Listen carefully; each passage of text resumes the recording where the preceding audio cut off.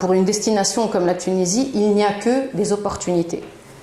Si on prend la niche fête, etc., donc tous ces gens qui vont dans les festivals de musique, etc., si vous êtes en Tunisie aujourd'hui, si vous regardez un petit peu où sont les jeunes n'ont pas attendu, ils le font pour les Tunisiens, des festivals comme Gravity, comme d'autres, qui le font un petit peu partout.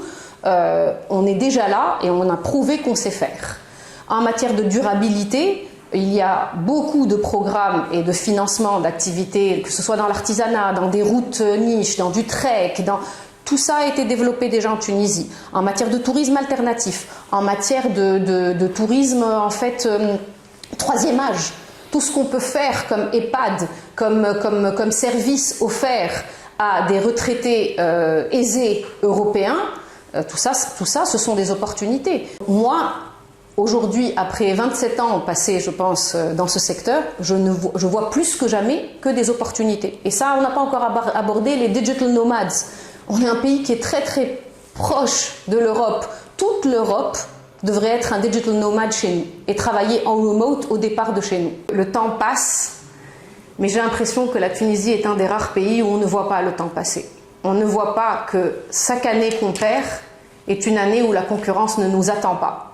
Et donc, contrairement à ce qu'on pense, ça sera mieux demain. En fait, oui, ça sera mieux demain, mais lorsqu'on a fait des choses aujourd'hui pour que demain soit meilleur.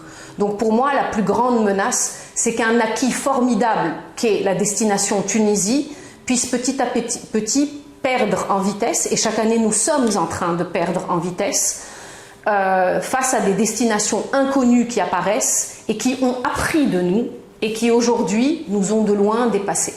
Donc il faut comprendre que le secteur touristique est un secteur qui est par définition dynamique. Si vous n'aimez pas le dynamisme, il ne faut pas venir dans ce secteur.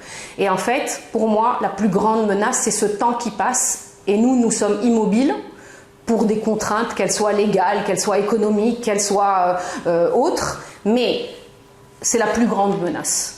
La peur que cette Tunisie, qui a longtemps vécu de ses acquis, se retrouve aujourd'hui à la traîne face aux autres destinations.